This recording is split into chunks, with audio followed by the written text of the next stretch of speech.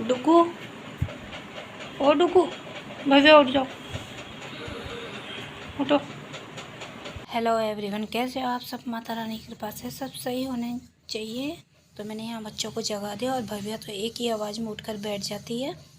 और मैंने यहाँ पे कढ़ी और पूड़ी बनानी थी। बच्चों ने रात को बोल दिया था मम्मी हमारे लिए सुबह ये लंच बॉक्स में पूड़ी और कढ़ी रखना। तो यहाँ कढ़ी बन चुकी है। मैं काफ़ी देर से जगी हुई थी तो मैंने बना दी कढ़ी। और मेरा नहाना धोना झाड़ू पोछा वगैरह सब हो गया था।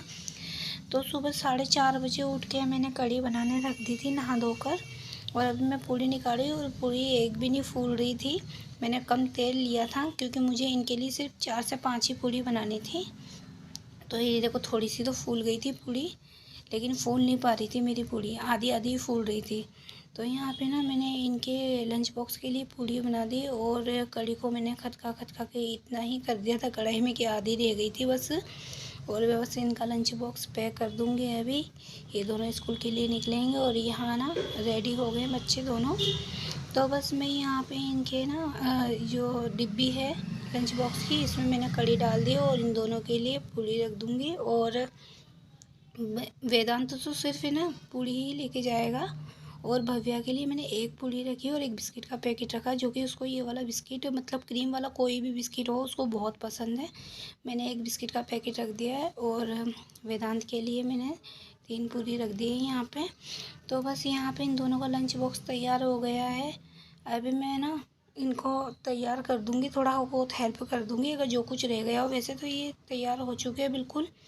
तो बस मैं यहाँ पे इन दोनों को भी तैयार कर दूँगी। और वेदांत तो पूरा तैयार हो चुका था, भव्या को सिर्फ सॉक्स पहनाने थे। और भव्या ने आज मुंह फुलाया हुआ है, पता नहीं क्यों फुलाया हुआ है, मुझे भी समझ नहीं आ रहा था। ये अच्छे से उठ गई थी, सब कुछ अच्छे से कर लिया है इसने, लेकिन अभी इसका ना मुंह बिल्कुल फूला हुआ है एकदम, बहुत ज़्यादा गुब्बारे जैसा। तो मैं इसको पूछ भी रही थी क्या हो गया क्या हो गया, तो ये बोल भी नहीं रही थी। तो मैं इसको ना लाड कर रही थी सुबह सुबह, लेकिन ये ना स्कूल जाने के लिए मना नहीं कर रही थी। स्कूल तो इसको जाना ही था, लेकिन पता नहीं मुझे समझ में ही नहीं आ रहा था क्यों नाराज़ हो रही थी। और अभी ये दोनों आ चुके हैं स्कूल से और वेदांत बता रहा था कि इसको कितने मार्क्स आए। तो ये बता रहा था मम्मी मुझे ना 12 में से 12 नंबर मिले हुए हैं इंग्लिश के अंदर ईवीएस के टेस्ट में। तो मैंने इसको बोला था बहुत अच्छी बात है। और ये दूसरा दिन है, संडे का दिन है आज। तो बस मैं ना यहाँ पे बिस्तर वगैरह उठा रही हूँ और ना भव्या नहा चुकी थी तो भव्या नहा धो के अपना होमवर्क कंप्लीट कर रही थी और मैं अभी बिस्तर उठा देती हूँ। मेरे हस्बैंड गए तो उनके लिए मैंने नाश्ता वगैरह बनाया था और इन दोनों ने भी कर लिया था। तो भव्या नहा धोकर और अपना होमवर्क लेके बैठ गई, नाश्ता वगैरह सब कुछ कर कुरा के। और वेदांत अभी बाहर गया है और मुझे बता के नहीं गया कहाँ गया है। तो अभी मैं बस बिस्तर बिस्तर हटा दूँगी और साफ़ सुफ कर दूँगी। मैंने ये पढ़ रही, जब तक मैं कुछ और काम कर लेती हूँ। तो बस ये काम कर रही थी और ड्राइंग भी बना रही थी शायद ये। तो ये कलर वगैरह भी साथ में लेके बैठी हुई थी, इनको प्रोजेक्ट मिला था। तो मेरी तो ये हेल्प लेती नहीं है, इसको हेल्प की ज़रूरत पड़ती है ना तब बोलती है मम्मी यार मुझे हेल्प की ज़रूरत है। तो बस ये यहाँ पे कर रही है अपनी ड्राइंग की प्रैक्टिस और मैं यहाँ इधर अपने जो काम बचे हुए हैं वो मैं कर दे रही हूँ। और यहाँ पे मेरे जो बर्तन रखे हुए थे, बर्तन मैंने साफ़ किए थे वो मैं लगा दे रही हूँ। तो मैंने रात को ये अभी हॉटपॉट साफ़ किया था तो मैंने ये हॉटपॉट एक साइड रख दिया है। और खाना मेरे दूसरे हॉटपॉट में मेरे पास 2 हैं जो कि मैंने एक में रख दिया है। एक साफ़ कर लेती हूँ, एक गंदा होता है तो एक साफ़ कर देती हूँ। और मैंने मसालेदानी भी साफ़ की हुई थी, कटोरियाँ मैंने कल साफ़ कर दी थी और मसालेदानी फिर मैंने अभी साफ़ कर दी थी। खाली होती जाती है वैसे ही मैं ना एक एक काम करती चलती हूँ, इससे काम भी कम फैलता है। तो बस यहाँ पे ना मेरे को इसमें मसाले भरने हैं तो मैं मसाले भर दूँगी और मैं इन बर्तनों को अपनी जगह पे ही सेट कर दूँगी सारे। और भव्या बोल रही थी मम्मी भैया कहाँ गया है, तो मैं उसको बोल रही थी मुझे नहीं पता भैया कहाँ गया है। और भव्या ना थोड़ी ना नोटी है, फिर शैतानी करती रहती है कैमरे के आगे, तो इग्नोर कीजिएगा प्लीज़। बच्चों को कुछ भी नहीं बोला जा सकता, जितना समझाओगे उतना कम है। हम समझाएंगे लेकिन वो समझेंगे नहीं। तो और वैसे भी रूम में एक ही है तो कमरे में जाहिर सी बात है वो घूमते फिरते हैं तो हम लोग नज़र आते ही हैं एक ही कमरे में। और देखो कितना स्टॉक लगा हुआ है पीछे कपड़ों का। बारिश की वजह से 15-20 दिन हो गए धूप देखने को नहीं मिल रही है और बारिश की वजह से कपड़े सूख ही नहीं रहे हैं। तो मैं क्या करती हूँ पानी निकल जाता है सारा, तो फिर मैं कपड़े अंदर ला के टांग देती हूँ तो हाँ, पंखा चलता रहता है ना, तो फिर सूख भी जाते हैं कपड़े जल्दी से। और फिर जैसे जैसे सूखते जाते हैं तो फिर मैं उनको ना एक साइड बैग पे डाल देती हूँ, जिससे ना बदबू नहीं आए। तो बस यहाँ पे हो गया मेरा पूरा काम। या इधर मैं और अब बेडशीट कर दूँगी, लगा दूँगी बेडशीट। भव्य हट गई थी यहाँ से अपना होमवर्क करके, और अभी मुझे प्रेस भी लगानी है इनकी यूनिफॉर्म की। और इनकी यूनिफॉर्म सूखी नहीं थी, मतलब पानी तो निकल गया था और थोड़ी बहुत सूख गई थी मतलब 100 में से 60% तो सूख गई थी। फिर भी मैं प्रेस कर दूँगी, और थोड़ी बहुत जो गीली होएगी, वैसे तो प्रेस करते वक्त सूख जाएगी, लेकिन थोड़ी बहुत जो गीली होएगी वो भी फिर मैं लगा दूँगी ऊपर, तो वो सूख जाएगी रात भर में। तो अभी ना मैं बिस्तर पे लगा देती हूँ, बस यहाँ पे साफ़ सूफ करके लगा दे रही हूँ बेडशीट। और ये बेडशीट ना मेरी, मुझे इतनी गुस्सा आती है इसके ऊपर, एक छोटी हो गई है एक बड़ी हो गई है, धागे से निकल गए। मेरे पास तो मशीन है नहीं तो कि मैं इससे सिलाई लगा सकूँ, लेकिन मैं मशीन लेने गई थी तो मुझे मशीन समझ में नहीं आई, तो फिर मैं लेकर भी नहीं आई। अब मैं अपनी मम्मी के घर जाऊँगी तो देखती हूँ मैं वहाँ से लेके आ पाती हूँ या नहीं, वो मुझे पता नहीं है। फ़िलहाल के लिए तो यही बेडशीट सही है, और मार्केट जाना हो नहीं रहा है। और मैं कॉटन वाली बेडशीट है मेरे पास में, लेकिन मैं बिछाती नहीं हूँ उसको, मेरे को यही सही लगती है। हर एक दो दिन में चेंज कर दो, फटाफट से धुल भी जाती है, और कोई टेंशन भी नहीं। कॉटन वाली बेडशीट है ना, धुलती नहीं है ठीक तरीके से, साफ़ नहीं होती जल्दी से, कोई दाग लग जाता है तो, और निकलता भी नहीं है उस पर से दाग, इस पर से निकल जाता है दाग। तो बस यहाँ पे ना मैं ना बच्चों की यूनिफॉर्म लेके बैठ गई हूँ, जो कि मुझे प्रेस करनी है अभी।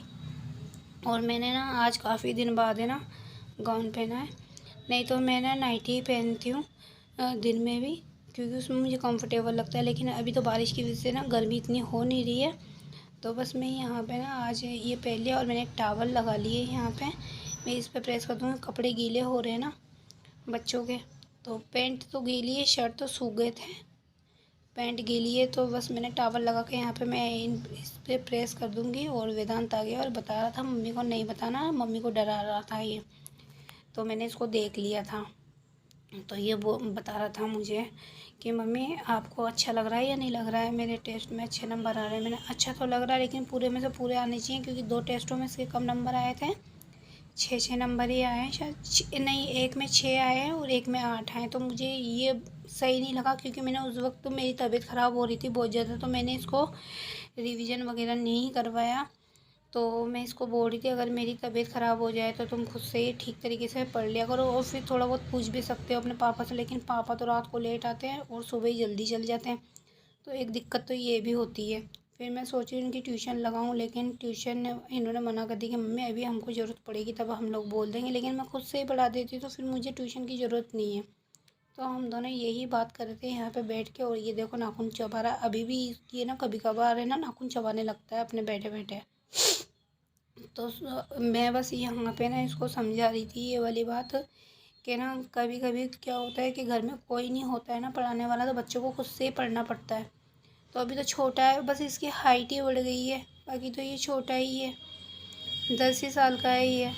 तो बस यहाँ पे ना मैंने इसको ये बात समझाती थी अच्छे से, और ये समझ भी गया था। तो ये खुद से ही पढ़ाई भी कर तो लेता है, लेकिन जब इसको कोई बात समझ में नहीं आती ना, तो ये टीचर से भी नहीं बोलता है। तो मैंने इसको कई बार बोला भी है, मैंने जब आपको कोई बात समझ में नहीं आए ना तो टीचर से पूछो। जैसे कि मुझे भी इसका एक सवाल नहीं करना आ रहा था, तो मैंने इसको बताया था मैथ में कि ना मैम से पूछना चाहिए था ना तुमको, जब तुम्हें भी समझ में नहीं आया था। फिर मैंने इसको करके दे दिया था बाद में, टाइम लगा थोड़ा, लेकिन हाँ कर दिया था मैंने। और फिर मैंने इसको समझा भी दिया था, और मैंने इसको ये भी बोला था कि जब कोई चीज़ समझ में नहीं आए तुमको किसी सब्जेक्ट में, तो मैम से पूछा करो। तो ये बोला था हाँ मम्मी अब मैं ऐसे ही किया करूँगा। तो इसको समझ में आ गई थी ये वाली बात। और ये देखो दोनों कैसे बैठ गए हैं, और ये ना ये देख रहे हैं, ये गीले कपड़े पे मैं प्रेस कर रही हूँ ना, तो ये ना प्रेस से सूखते जा रहे हैं ना, तो इनको अच्छा लग रहा है देखना। तो बस ये दोनों यहाँ पे बैठे बैठे लेटे लेटे देख रहे थे। और भव्या देखो, भव्या तो बिल्कुल नोटी है, इसको बैठा नहीं जाता चुपचाप, ये बस है ना मैं जहाँ बैठूँगी वहीं ये बैठती हुई चलती है मेरे साथ में, मुझे नहीं छोड़ती बिल्कुल भी, मेरे साथ साथ साए की तरह रहती है। स्कूल जाती है ना तभी अलग होती है, और जाते वक्त भी ये छोटी सी रोड है यहाँ पे गली, वहाँ से 4 बार बाय करती है पलट पलट के। तो कभी कभी मैं सोचती हूँ ये पता नहीं कैसे रहेगी मेरे बगैर अगर मैं कहीं चल जाऊँ उसको छोड़ के, लेकिन वैसे तो मैं इसको छोड़ के जाती ही नहीं हूँ। तो बस यहाँ पे ना मैं प्रेस कर लूँगी बच्चों के कपड़ों की, और फिर इसी के बाद में ना मैं कुछ थोड़े बहुत और काम होते हैं जो संडे में करने को मिल जाते हैं तो वो कर लूँगी। उम्मीद है आपको मेरी वीडियो पसंद आई होगी। अगर पसंद आई तो लाइक करना, शेयर करना और सब्सक्राइब करना। तब तक के लिए बाय।